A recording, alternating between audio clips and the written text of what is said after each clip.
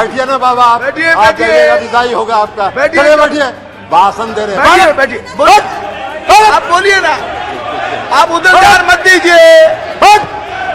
राजीव जी विदाई होगा आपका। बैठिए। चलिए बैठिए, भाषण दे रहे हैं। बैठिए बैठिए बोलिए, आप बोलिए ना, विदाई होगा आपका। बैठिए। चलिए बैठिए, भाषण दे रहे हैं। बैठिए बैठिए बोलिए, आप बोलिए ना, आप उधर ध्यान मत दीजिए। राजीव जी आप उस फोबिया से ग्रस्त हो गए हैं और आपकी विदाई होने वाली है। आपको भी गृह मंत्री जी, पूरा देश देख रहा है कि कौन से भ्रष्टाचार की आप व्याख्या कर रहे हैं। 4 दिन पहले प्रधानमंत्री ने कहा 70,000 करोड़ का घोटाला हुआ और सबको वॉशिंग मशीन में डाल के बाहर निकाल लिया। अरे वाह भाई, उन्होंने पढ़ा, कई प्रावधान पढ़े, कई पारा पढ़े, लेकिन जो उनकी सुविधा के मुताबिक उनको सूट करता था वो पारा उन्होंने पढ़ा। पूरे जजमेंट को नहीं पढ़ा उन्होंने। पूरे जजमेंट में विस्तृत तौर पर सर्वोच्च न्यायालय ने इसके दिल्ली के क्षेत्राधिकार के मामले में व्याख्या की है, संविधान की व्याख्या की है, कानून की व्याख्या की है, लेकिन आपको बैकडोर से शासन करना था।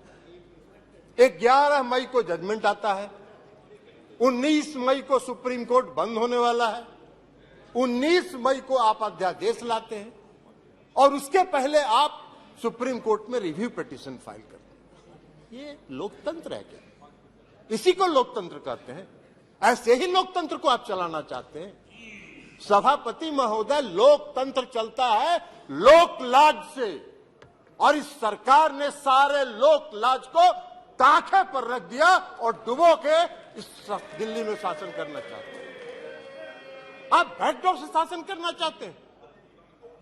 अभी माननीय गृह मंत्री जी ने बिल को पेश करते हुए कहा कि दिल्ली की सरकार 2015 में ऐसी बन गई कि जो भ्रष्टाचार के मामले में जिसका काम ही नहीं है सेवा करना।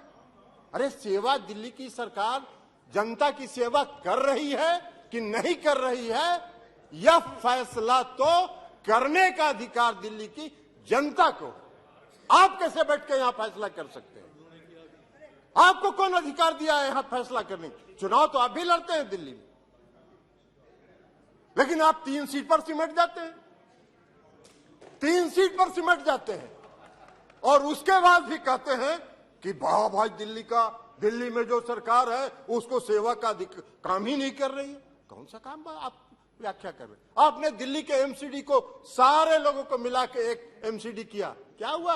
हसराब का दिल्ली के एमसीडी के चुनाव में भी आप हार गए, फिर भी आप बोलने में बात नहीं आ रहा है, फिर भी आप बोल रहे। तो लोक लाज जब आप ताखे पर रख दीजिएगा तो यही होगा, क्योंकि आपने लोकतंत्र को समाप्त करने का निर्णय किया। आप अभी बात कर रहे थे गठबंधन की, आपने विस्तृत सुप्रीम कोर्ट के जजमेंट, हम एक पारा पढ़ना चाहते हैं, कई पारा को पढ़ा है। कल्याण बनर्जी साहब ने भी कहा है, बाकी लोगों ने भी कहा, फेडरल स्ट्रक्चर पर आघात है, संघीय ढांचा पर आघात है। ये जो अमेंडमेंट आपने ऑर्डिनेंस बिल लाया है, यह लोकतंत्र के खिलाफ है। सुप्रीम कोर्ट ने 162 पारा 162 का एक पारा, हम सिर्फ 4 लाइन आपको पढ़ के सभापति महोदय सुनाना चाहते हैं। We retreat that in light of Article 239 AA and the 2018 Constitution Bench judgment, the Lieutenant Governor is bound by the aid and advice of the Council of Ministers of NCTD in relation to matters with the legislative scope of NCTD. As we have held that NCTD has legislative power over services excluding public order, police and land. Under entry 41 in list 2, the Lieutenant Governor shall be bound by the decision of GNCTD on services as explained above. To clarify any reference to Lieutenant Governor over sub-services, excluding services related to public order, police and land, in relevant rules shall mean Lieutenant Governor acting on behalf of GNCTD. सारा तो स्पष्ट कर दिया supreme court ने। फिर आपको क्या अध्यादेश लाने की जरूरत पड़ी? क्यों आप इंतजार करते रहे? आपने रिव्यू पिटीशन फाइल किया था, तो रिव्यू पिटीशन जब आप फाइल किए थे तो रिव्यू पिटीशन का आप इंतजार करते। रिव्यू पिटीशन में सुप्रीम कोर्ट का क्या फैसला होता है, लेकिन नहीं, आपने इंतजार नहीं किया। आपने 19 तारीख को सुप्रीम कोर्ट बंद हो रहा है गर्मी की छुट्टी के लिए, और 19 तारीख को आप अध्यादेश जारी कर रहे। आपकी मंशा है, आपकी मंशा है बैकडोर से शासन करना, मनोनीत लोगों के माध्यम से चुनी हुई सरकार पर शासन चलाना। यही मंशा आपकी दिल्ली में भी है और यही मंशा देश के अन्य भाग में।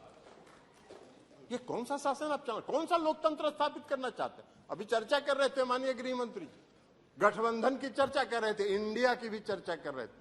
अब इंडिया का फोबिया तो उनको समा गया है, इसलिए कि आज तक तो कभी इन्होंने एनडीए की बैठक नहीं की, आज तक कभी नहीं हुआ था। लेकिन जिस दिन इंडिया की बैठक बंगलोर में हो रही थी, उसी दिन इन्होंने एनडीए का बैठक किया। अरे भाई, आपको तो उस फोबिया से आप ग्रस्त हैं, आप उस फोबिया से ग्रस्त हो गए हैं और आपकी विदाई होने वाली है। तो इसलिए भ्रष्टाचार की बात कर रहे हैं। बैठिए ना बाबा, आप जाइएगा, विदाई होगा आपका। चलिए बैठिए, भाषण दे रहे हैं। बैठिए, आप बोलिए ना, आप उधर ध्यान मत दीजिए। राजीव रंजन जी, उधर ध्यान मत दीजिए। Address the chair only, address the chair only. कर रहे हैं। केवल आपकी बात रिकॉर्ड में जा रही है, किसी अन्य की बात रिकॉर्ड में नहीं जा रही है।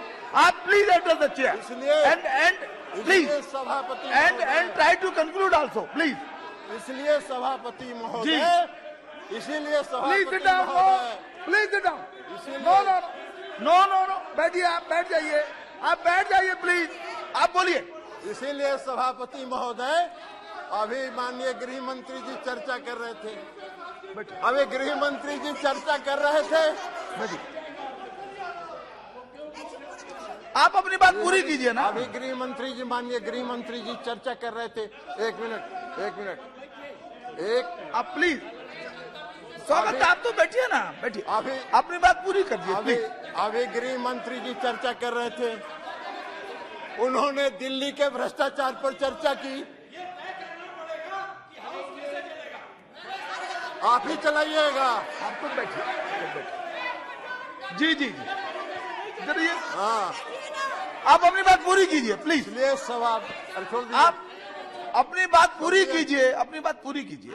सभापति महोदय, अभी सभापति महोदय माननीय गृह मंत्री जी चर्चा कर रहे थे, पेश करते हुए उन्होंने कहा कि दिल्ली में बहुत भ्रष्टाचार हो गया है, भारी भ्रष्टाचारियों का जमा हो गया है। महाराष्ट्र के बारे में उन्होंने चर्चा नहीं की। 4 दिन पहले प्रधानमंत्री ने कहा 70,000 करोड़ का घोटाला हुआ और सबको वॉशिंग मशीन में डाल के बाहर निकाल लिया। अरे वाह भाई वाह, भ्रष्टाचार की परिभाषा कर रहे हैं और देश देख रहा है। आपको भी गृह मंत्री जी, पूरा देश देख रहा है कि कौन से भ्रष्टाचार की आप व्याख्या कर रहे हैं और कौन सा भ्रष्टाचार पर आप नियंत्रण करना चाहते हैं। भ्रष्टाचार का भय दिखाकर अपनी राजनीतिक बात पूरी कीजिए जी। इसलिए चिंता मत करिए, धन्यवाद। जनता देख रही है आपको भी। 2024 मिश्रा जी, आपका भी फैसला जनता कर देगी। और इसी के साथ